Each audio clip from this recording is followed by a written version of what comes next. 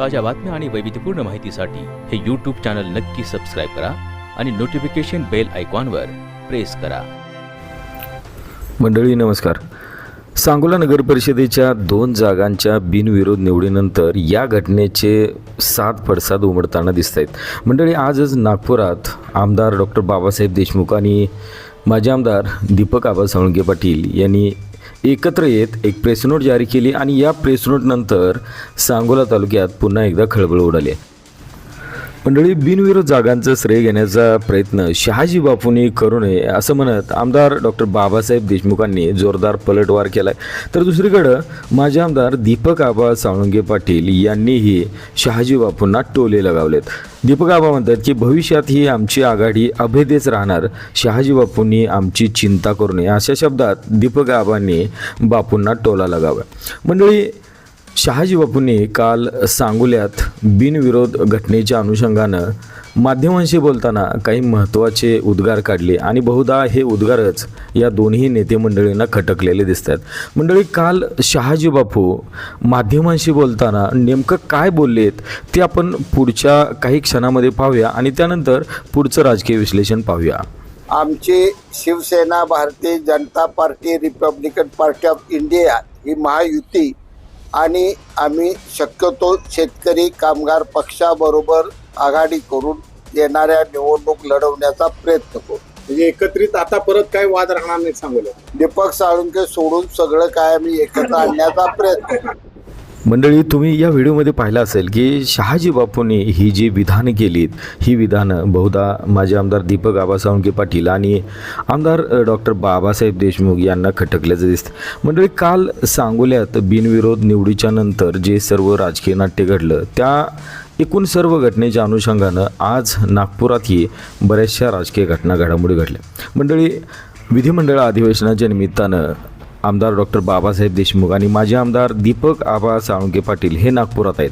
मंडळी सांगोल्यातल्या आणि सांगोला मतदारसंघातल्या विविध प्रश्नांच्या अनुषंगानं आमदार डॉक्टर बाबासाहेब देशमुख हे विधिमंडळाच्या सभागृहात आक्रमक होत प्रश्न मांडत आहेत आणि इकडं काल सांगोल्यात बिनविरोध नगरसेवक निवडीचं राजकीय नाट्य घडलं. मंडळी आपल्याला माहीत आहे की प्रभाग क्रमांक 11 मध्ये भाजपचे जिल्हाध्यक्ष चेतनसिंह केदार यांच्या पत्नी सुजाताताई केदार या बिनविरोध निवडून आल्या. तिथं शिवसेनेनं माघार घेतली आणि दुसऱ्या बाजूला प्रभाग क्रमांक 1 मध्ये शिवसेनेच्या माजी नगराध्यक्षा आणि शिवसेनेच्या उमेदवार राणीताई माने या बिनविरोध निवडून आल्या. तिथं सांगोला शहर विकास आघाडीनं आपला उमेदवार मागे घेतला.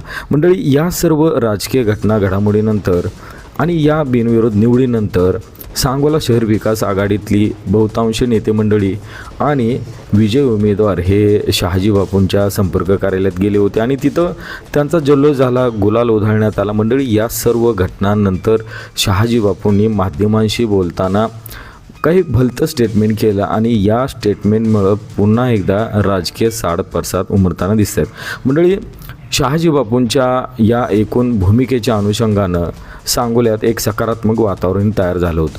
शहाजी बापू हे सांगोला शहर विकास आघाडीसोबत येऊन सांगोला नगर परिषदेत आपला सहभाग नोंदवतील असं वाटत असतानाच बापूंच्याच विधानामुळं पुन्हा काही नवे प्रश्न उभे राहिलेले दिसत आहेत.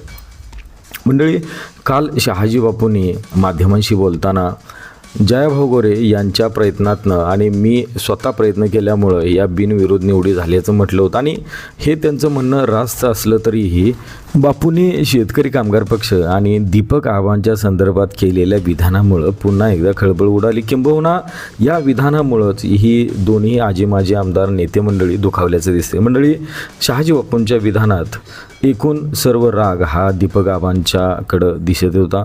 दीपक आबांना वगळून आगामी काळात भाजप शेकापला सोबत घेऊन राजकारण करू असा त्यांचा म्हणण्याचा रोख होता.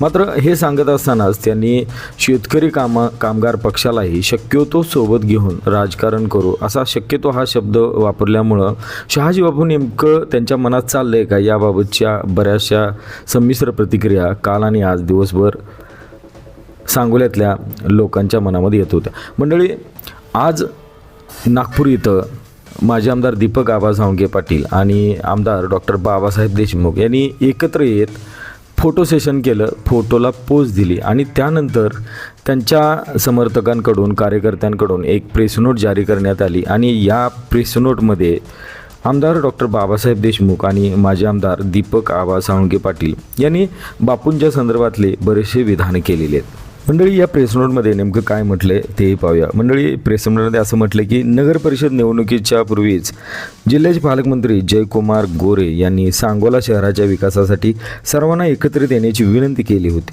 यावेळी माजी आमदार शहाजी बापू पाटील यांनी पालकमंत्र्यांची विनंती धुडकावून लावली आणि निवडणूक प्रचारात पालकमंत्री जयकुमार गोरे यांच्यावर युतीच्या सर्व मर्यादा सोडून एकेरी भाषेत टीका केली, म्हणजे शहाजी बापूंनी टीका केली. आज ते शहाजी बापू निवडणुकीचा निकाल जसा जवळ येतोय तसं ते पालकमंत्र्यांचे गोडवे गात आहेत, असा आरोप किंवा अशी टीका या प्रेस नोटमध्ये करण्यात आलेली. मंडळी, काल शहाजी बापूंनी माध्यमांशी बोलताना दीपक आबांच्या संदर्भात जी काही विधाने केली त्या विधानावरूनही माजी आमदार दीपक आबा साळुंखे पाटील प्रचंड आक्रमक झाल्याचं दिसत आहे. मंडळी, दीपक आबा म्हणाले की सांगोला तालुक्यातील निवडणुकीच्या दृष्टीने आमची आघाडी ही अभेद्यच राहणार आहे, म्हणजे शेतकरी कामगार पक्ष आणि दीपक आबा साळुंखे पाटील यांचा गट हा एकत्रित राहील असं दीपक आबांचं म्हणणं आहे. शहाजी बापूंनी आमची चिंता करू नये असंही आबा म्हणत आहेत. आज शहाजी बापू पाटील ज्या निर्णयामुळे स्वतःची पाठ थोपटून घेत आहेत तोच निर्णय महिन्यापूर्वी त्यांनी घ्यायला होता. सांगोला तालुक्यातले प्रलंबित प्रश्नावर सर्वांना एकत्रित येण्याची संधी मुख्यमंत्री देवेंद्र फडणवीस आणि पालकमंत्री जयकुमार गोरे दिली होती. मात्र तेव्हा त्यांना सांगोला तालुक्याची आणि शहराची नाही तर स्वतःची काळजी होती. स्वतःच्या टक्केवारीचं दुकान सुरू ठेवण्यासाठी त्यांनी सांगोला शहरातील लोकांवर ही निवडणूक लादल्याचा आरोप दीपक आबांनी केला. मंडळी, म्हणजे या सर्व घटनातून एक गोष्ट आपल्याला दिसते की शहाजी बापू आणि दीपक आबा यांच्यातील शीतयुद्ध, वाकयुद्ध अजूनही सुरू असल्याचं दिसतंय. मंडळी, नगर परिषद निवडणुकीचा निकाल जसा जवळ येतोय तसं हे राजकारण आता तापताना दिसतंय.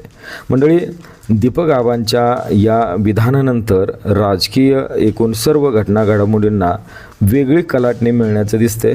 शहाजी बापू हे भाजप शेतकरी कामगार पक्षाच्या सोबतीनं शिवसेनेला घेऊन सांगोला नगर परिषदेत भविष्यात काम करतील असं काल वाटत होतं, परंतु आज नागपुरात घडलेल्या या सगळ्या घटनांनंतर बापूंच्या एकूण पुढच्या राजकीय वाटचालीबाबत प्रश्नचिन्ह निर्माण होत आहेत.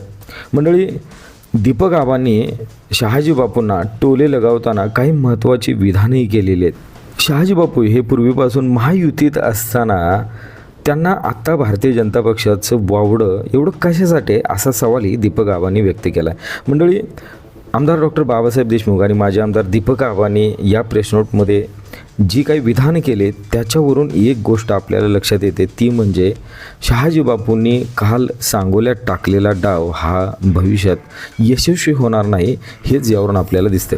मंडळी, काल सांगोल्यात घडलेल्या बिनविरोध राजकीय नाट्याच्या संदर्भातलं एक मोठं स्पष्टीकरणही या प्रेस नोटमध्ये उल्लेख करण्यात आला आहे. मंडळी, या प्रेस नोटमध्ये उल्लेख केल्याप्रमाणे जिल्ह्याचे पालकमंत्री जयकुमार गोरे यांनी मला माजी आमदार दीपक आबा साळुंखे पाटील, शिवसेनेचे माजी आमदार शहाजी बापू पाटील, भाजपचे बाळासाहेब केदार, बाळासाहेब येरंडे यांच्यासह सर्वांना विनंती केल्यामुळंच सांगोला शहर विकास आघाडीने समन्वयाची भूमिका घेतली, त्यामुळंच या बिनविरोध निवडी शक्य झालेत. त्यामुळे शहाजी बापूंनी स्वतःची पाठ थोपटून या सर्व जागांचं श्रेय घेण्याचा केविलवाना प्रयत्न करू नये असा इशारा प्रेस नोटमध्ये आमदार डॉक्टर बाबासाहेब देशमुखांनी दिला आहे. मंडळी, सांगोला नगर परिषदेचा निवडणूक निकाल हा 21 डिसेंबरला लागणार आणि 21 तारखेच्या नंतरच या सर्व राजकीय घटनांचा शेवट नेमका काय होतोय ते आपल्याला पाहायला मिळणार आहे. मात्र परंतु या अनुषंगानं एक चांगलं वातावरण आणि पार्श्वभूमी तयार होत असताना केवळ शहाजी बापूंच्या विधानावरूनच ही सर्व राजकीय गणितं बिघडताना दिसत आहेत. शहाजी बापूंनी काल शेतकरी कामगार पक्ष आणि माजी आमदार दीपक आबा साळुंखे पाटील यांच्या संदर्भात केलेल्या विधानामुळंच शहाजी बापू पुन्हा एकदा पुरत्या अडचणीत आल्याचं दिसत आहेत. मंडळी, या सर्व राजकीय घडामोडींवर आपलं लक्ष असंच असणार आहे. आपण तुर्तास इथंच थांबूया. धन्यवाद. ताज्या बातम्या आणि वैविध्यपूर्ण माहितीसाठी हे यूट्यूब चॅनल नक्की सबस्क्राईब करा आणि नोटिफिकेशन बेल आयकॉनवर प्रेस करा.